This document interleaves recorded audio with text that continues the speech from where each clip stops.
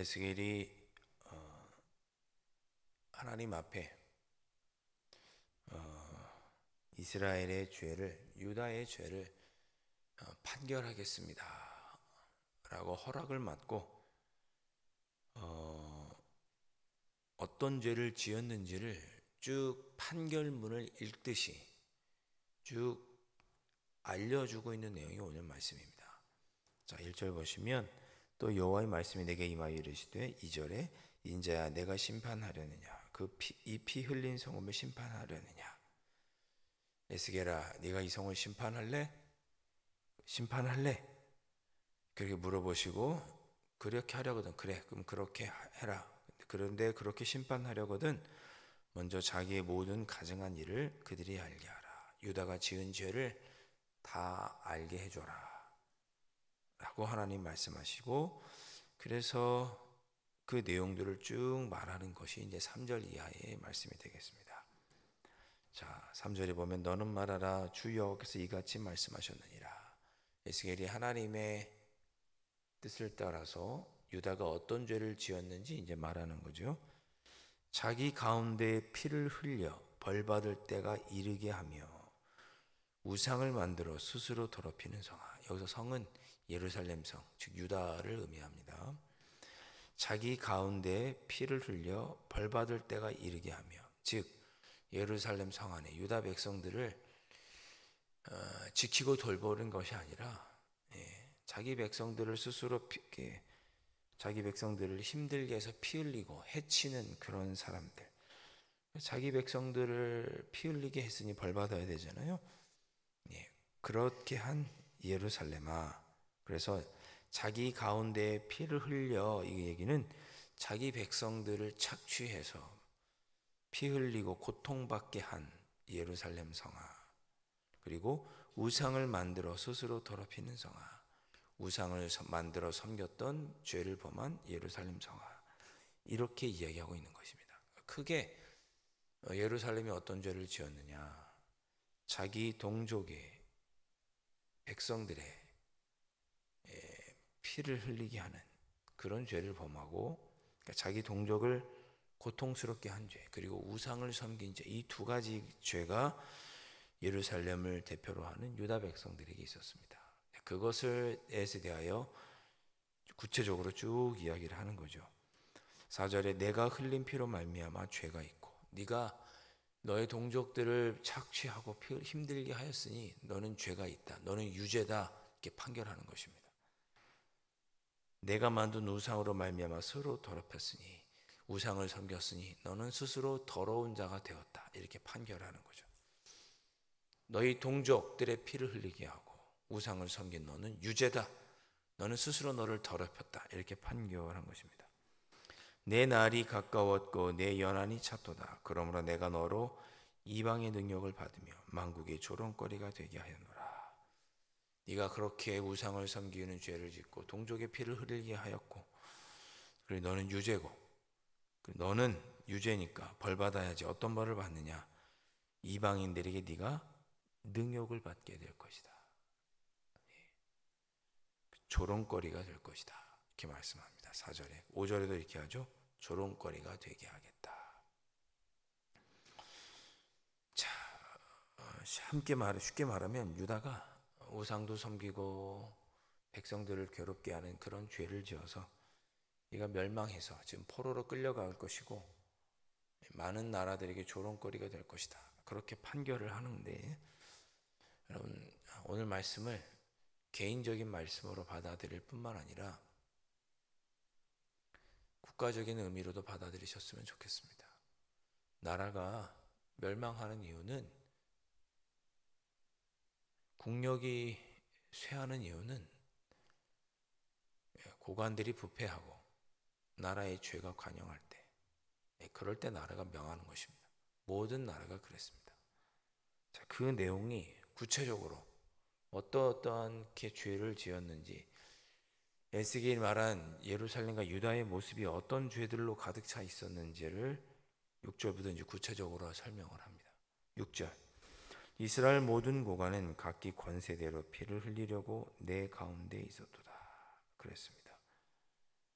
이스라엘 모든 고관, 지도자들이죠. 사회 지도자들, 정치 지도자들, 경제 지도자들, 어떻게 보면 기득권 세력이라고 할 수도 있고, 그들 모든 고관은 각기 자기의 권세를 부려서 동족들, 백성들의 피를 흘리려고 너희들 가운데 있었다 그랬습니다. 그래서 어떻게 피를 흘리게 했느냐? 부모를 업신여기고 나그네를 학대하고 고아와 과부를 해하였다. 가장 연약한 사람들을 착취했다. 이런 죄를 나라의 지도자들이 행했다. 이렇게 말씀하고 있습니다. 그래서 그런 죄를 저질렀기 때문에 네가 멸망할 것이다. 그런 내용이죠. 8절에 보면 또 어떤 죄를 지었느냐?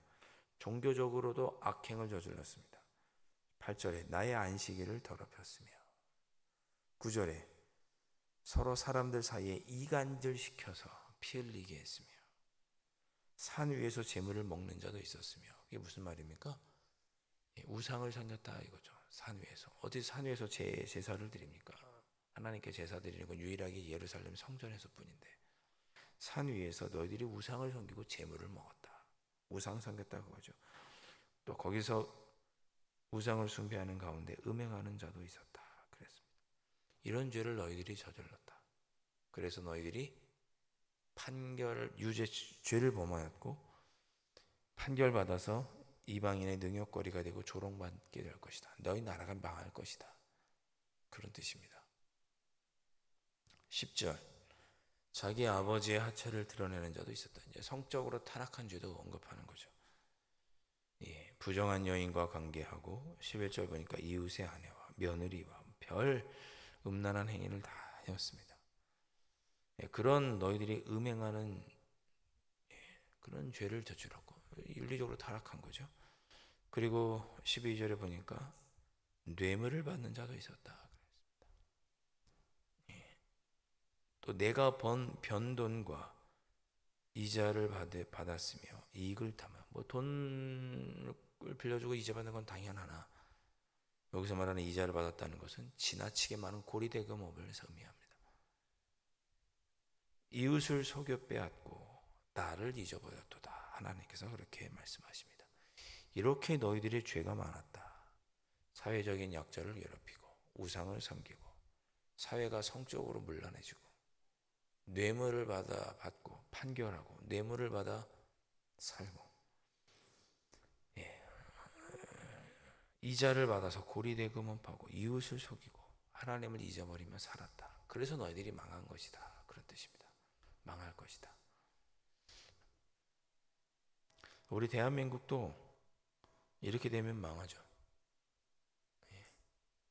우리가 국력이 없어서 군사력이 부족하거나 이래서 망하는 게 아니고, 아무리 작은 나라 경제력이 없고 군사력이 없어도 나라가 기강이 바로 서고 정직하고 똘똘 뭉치고 국민들이 이정자를 중심으로 나라가 바르게 살고 무엇보다 신앙으로 바르게 살면 그런 나라가 망하는 게 아니라, 아무리 돈을 많이 벌고 경제적으로 부각이 되고 아무리 군인이 많아도 나라가 부정부패로 가득하고 온갖 윤리적으로 타락하고 뇌물을 주고받고 정의가 바로 서지 않는 거죠.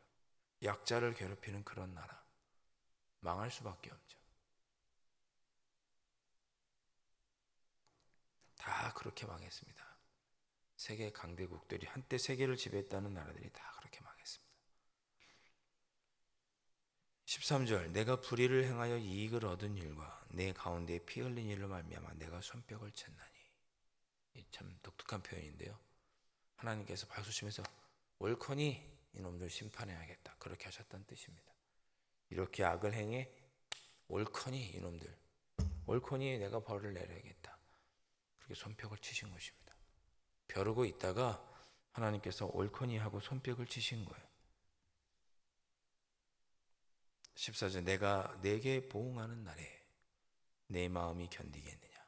그렇게 하나님이 심판하시면 그 하나님의 심판 때에 과연 너희들이 견딜 수 있겠느냐, 그런 거죠. 내 손에 힘이 있겠느냐. 하나님께서 반드시 이루리라, 심판하실 것이다. 내가 너를 15절에 문나라 가운데 흩으며 망해서 다 포로로 끌려가게 하겠다, 그런 뜻입니다. 상상만 해도 끔찍하죠. 우리 대한민국을 누가 점령을 해서 우리가 각 나라로 뿔뿔이 흩어져 봐요. 일본으로 끌려가고 러시아로 끌려가고 중국으로 끌려가고 이렇게 된다고 생각해 보세요. 비슷한 때가 있었죠.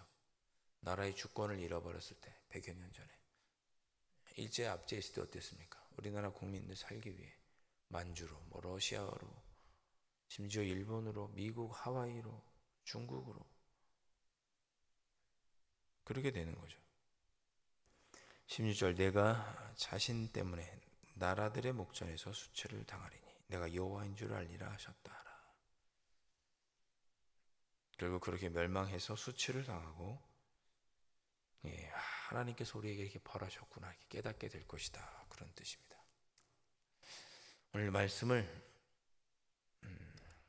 우리 개인적인 말씀으로 받고 또한 나라를 향한 말씀으로 보시면 좋겠습니다. 우리가 하나님 앞에 죄를 행하면 하나님께서 이렇게 우리의 매를 때리시는구나, 우리를 벌하시는구나, 그러니 속히 돌아가야겠구나, 그렇게 이해하시면 좋겠습니다. 오늘 2절부터 4절까지 피 흘린 성읍이라는 표현이 3번이나 반복이 됩니다. 하나님 앞에 죄를 짓고 윤리적으로 바로 서지 못하는 것은 피 흘린 성읍과 같은 모습이 되는 것입니다. 그러니 하나님, 한 주간 죄를 떠나 살 수 있도록 나를 지켜주십시오, 그렇게 기도하시고, 이 나라 이 민족이 죄가 관영하면 결국은 멸망하게 됩니다. 이 나라 이 민족이 죄로부터 떠나는 민족이 되게 해주십시오. 나라 민족을 위해서도 이 새벽에 그렇게 기도하실 수 있기를 주님의 이름으로 축원드립니다. 기도하겠습니다. 아버지 하나님, 하나님은 불의를 행하고 우상을 섬기며 온갖 악을 저지르는 유다 백성들을 향하여 반드시 심판할 것이며 그리하여 각 나라로 흩어버리실 거라고 경고하셨습니다. 하나님, 개인적으로 나의 삶을 되돌아보아 내가 하나님 앞에 죄를 짓는 모습에 있어서 하나님의 마음을 심히 아프게 하므로 이렇게 될까 두렵사오니 성령 하나님 저의 마음을 깨우쳐 주시고 죄로부터 떠나 이번 한 주간도 하나님 앞에 거룩하고 성결한 모습으로 살아갈 수 있도록 인도하여 주시옵소서.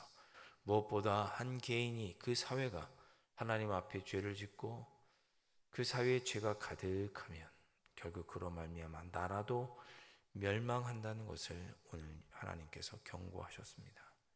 우리 대한민국을 하나님 굽어 살펴주셔서 죄로부터 떠날 수 있도록 인도하여 주시고 한국교회가 이 나라의 진리의 등불, 말씀의 등불이 되어서 이 나라를 영적으로 옳은 길로 인도할 수 있는 한국교회가 될 수 있도록, 그리하여 우리 대한민국이 하나님 앞에 벌을 받는 일이 없도록 이 나라를 지켜주시고 인도하여 주시옵소서.